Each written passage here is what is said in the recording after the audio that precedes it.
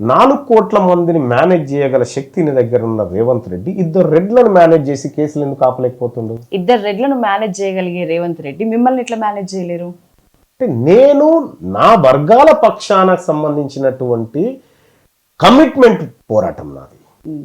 నేను రేవంత్ రెడ్డిని అంత ఈజీగా నమ్మను. రేవంత్ రెడ్డి దగ్గర ఉన్నటువంటి ఇటువంటి చిన్న చిన్న కళలు ఉంటాయి చూడు, ఈ కళలన్నీ నాకు తెలుసు కాబట్టి ఇతని ద్వారా బీసీలకు మోసం జరిగే అవకాశం ఉంది కాబట్టే నేను ఈ వర్గాల పక్షాన బెత్తం పట్టుకొని నిలబడ్డా. రేవంత్ రెడ్డి ఆపుతున్నారు వెనుకుండి, ఇదంతా రేవంత్ రెడ్డి ఆడుతున్న డ్రామా అని గట్టిగా స్ట్రాంగ్ గా చెప్తున్నారు కదా మల్లన్న.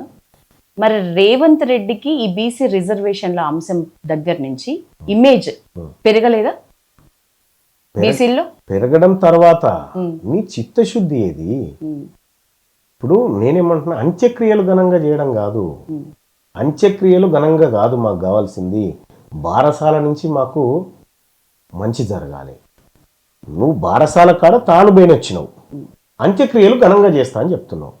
అంటే బిడ్డ పుట్టిన తర్వాత ఆమెను ఎట్లా చంపాలనడానికి తాడు బేన్నావు, అంత్యక్రియలు మాత్రం ఘనంగా చేస్తా నేను. ఈ అంత్యక్రియలు ఘనంగా చేసినందుకు ఆయనకు సానుభూతి రావాలా ఈ వర్గాల నుంచి? దేనికోసం? మిమ్మల్ని బీసీ ఉద్యమకారుడిగా మీరు చెప్పే లెక్కలు సర్వేలు చేయకపోయినా, ప్రభుత్వాలు చేసే సర్వేల్లో అయినా మూలాల దగ్గర నుంచి బీసీ లెక్కలు పర్ఫెక్ట్ గా చెప్పగలిగే ఒక వ్యక్తిగా, బీసీ ఉద్యమకారుడిగా తెలంగాణ ప్రజలు నెత్తికెత్తుకున్నారు. మీరు చెప్పండి, ఎంత % కరెక్ట్ బీసీలకి రిజర్వేషన్ ఇప్పుడున్న లెక్కల ప్రకారం, మీరన్న అన్ని సామాజిక స్థితిగతుల ప్రకారం ఎంత % నిజానికి దక్కాల్సిన అవసరం ఉంది? నేను దీనికంటే ముందు ఒక చిన్న ఆన్సర్ చెప్పి ఇందులోకి వస్తా. తీన్మార్ మల్లన్న కాంగ్రెస్ పార్టీలో చేరడానికి ఒకే ఒక కారణం, జిస్కీ జిత్ని భాగేదారి ఉస్కీ ఉత్ని ఇస్సేదారి అనేటువంటి మాట రాహుల్ గాంధీ గారు ఏం చెప్పిందంటే, ఎవరు ఎంతో వారికంతా. మేము ఇప్పుడు బీసీలుగా మేము డిమాండ్ చేస్తుంది, మేము మీ దాంట్లోంచి అడగట్లేదు, మా వాటా ఎంత రావాలో అంతే అడుగుతున్నాం. తెలంగాణ రాష్ట్రంలో బీసీలు 62% ఉన్నారని నా అంచనా. 62% వాటా రావాలి. 62%. మీరు 7% ఉంటే 8 ఉంటే మీ దాంట్లోంచి 0.5% కూడా తగ్గించుకోకండి. ఎస్సీ ఎస్టీలకు కూడా 0.5% తగ్గొచ్చు. ఎవరెంతో వాళ్ళమంతా. ఇది మా నినాదం. ఈ నినాదం రాహుల్ గాంధీ నుంచి వచ్చింది కాబట్టి, క్యాస్ట్ సెన్సస్ చేస్తామనే మాట చెప్పిండు కాబట్టి నేను కాంగ్రెస్ పార్టీలో చేరినా. ఇవాళ అదే కాంగ్రెస్ పార్టీ క్యాస్ట్ సెన్సస్ ని ఆగం చేసి తెలంగాణ రాష్ట్రంలో ఇదే Congress party socio economic outlook అనేటువంటి పుస్తకంలో తెలంగాణ జనాభా 4,21,00,000 మంది ఉందని చూపిస్తూ, ఇదే ఇంకోవైపు క్యాస్ట్ సెన్సస్ లో తెలంగాణ జనాభా 3,74,00,000 మంది అని చూపిస్తూ 50 లక్షల మందిని చంపేసింది. ఈ 50 లక్షల మంది ఎటు పోయినారు? కనీసం వీళ్ళ డెత్ సర్టిఫికేట్లను ఇవ్వండి అని చెప్పి నేను సభలో మాట్లాడినా. సో నా కళ్ళ ముందే హామీ ఇచ్చిన ప్రభుత్వం ఇంత మోసం చేస్తున్న సందర్భంలో నేను నా ప్రజల పక్షాన నిలబడాలి కాబట్టి నిలబడుతుంది. అది నా బాధ్యత. కాంగ్రెస్ పార్టీ నుంచే నిలబడుతున్నారా? కాంగ్రెస్ పార్టీ నుంచి కాదు, కాంగ్రెస్ పార్టీని నేను క్వశ్చన్ చేసిన పార్టీలో ఉండి. సో మీరైతే ఏం చేస్తారో చెప్పండి. ఇప్పుడు నేను మీకు మీరు క్వశ్చన్ చేసినట్లే ఉంది, రివర్స్ పోట్లాడుతున్నట్లే ఉంది, కాంగ్రెస్ పార్టీ మీద రోజు సీఎం రేవంత్ రెడ్డి మీద దుమ్మెత్తి పోస్తున్నట్లే ఉంది. కానీ ఎమ్మెల్సీ తీన్మార్ మల్లన్న పోస్ట్ కాంగ్రెస్ ది కాదా? ఎస్, ఒక మంచి క్వశ్చన్ అండి. ఎమ్మెల్సీ తీన్మార్ మల్లన్న కాంగ్రెస్ పార్టీకి రాజీనామా చేయలేదు.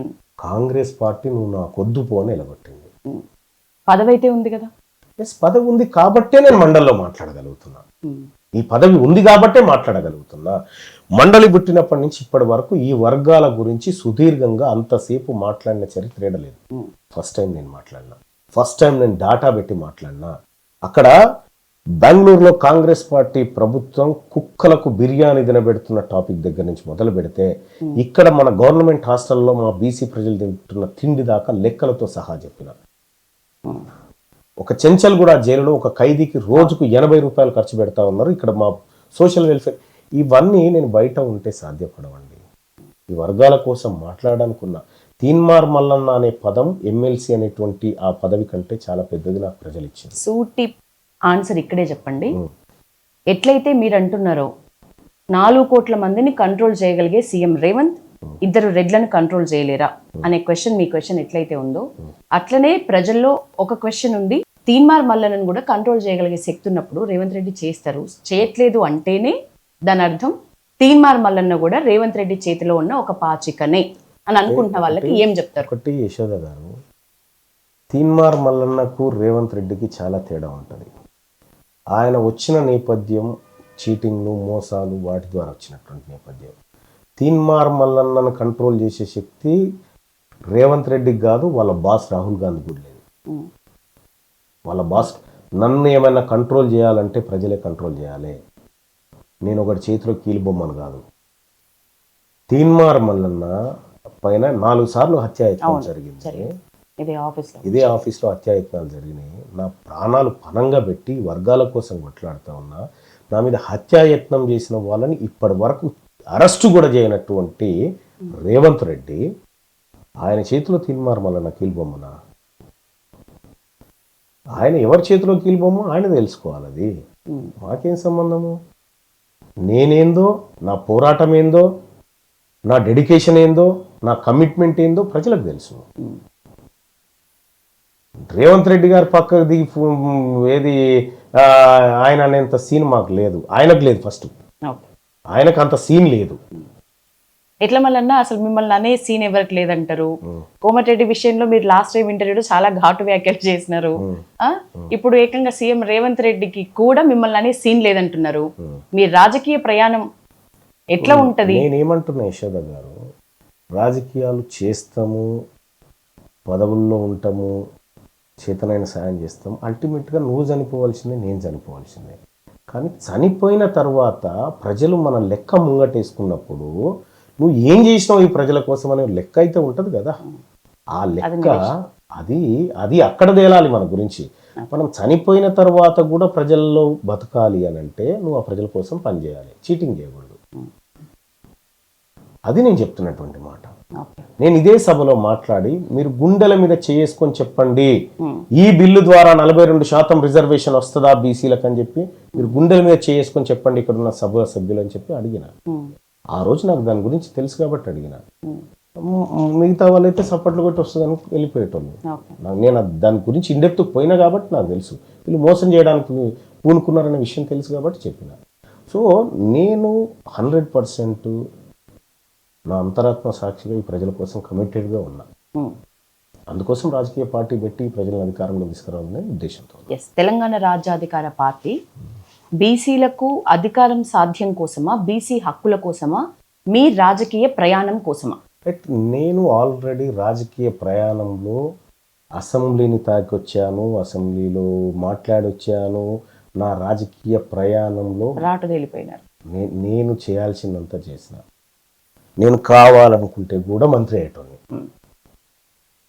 ఆ ప్రయాణం నా ప్రయాణం కాదు, ఆ ప్రయాణం నా ప్రయాణం కాదు. బాబాసాహెబ్ అంబేద్కర్ చెప్తాడు, political power is master key అని చెప్తాడు. ఆ మాస్టర్కి ఏ జాతులైతే అధికారానికి దూరంగా ఉంటాయో ఆ జాతులు అంతరించిపోతాయని చెప్తాడు. ఇవాళ బీసీలలో 135 కులాలు ఉంటే 95 కులాలకు అసెంబ్లీ ఏడుందో తెలియదు. ఇంకా అసెంబ్లీ ఎక్కడుందో కూడా తెలియదు వాళ్ళకి. అవి క్రమక్రమంగా మా సంచార జాతులు అన్నీ అంతరించిపోతా ఉన్నాయి. ఇవాళ ఆ పొలిటికల్ పవర్ మా దగ్గర ఉంటే ఎంతసేపు ఈ రాష్ట్రంలో అగ్గి పుట్టించైనా కేంద్రం మెడల్ వంచి 9th షెడ్యూల్లో పెట్టించేవాళ్ళం. ప్రభుత్వం వడ్డించేటోళ్ళ మేమే కాబట్టి మా వాళ్ళకి ఎట్రావో మేము చూసుకునేవాళ్ళం. ఇవాళ తీన్మార్ మల్లన్న స్వలాభము ఇంకో లక్ష్యం కోసమో కాదు. ఇది నేను కావాలనుకుంటే నా కళ్ళ ముందు నుంచి పోయినాయి. నా కళ్ళ ముందు నుంచి నేను వదిలేస్తే పోయినటువంటి అన్నీ ఉన్నాయి. వాటన్నిటిని ఎదుర్కొని వాటన్నిటిని చూసుకుంటూ నేను బ్రతకడం కోసం కాదు, నా జాతులు బ్రతకాలని ఇటొచ్చి నిలబడ్డా. కాబట్టి నాకు పేరు ఆల్రెడీ నేను ఆ పేరుతో ఉన్నా, తీన్మార్ మల్లన్న అనేటువంటి పేరుతో ఉన్నా.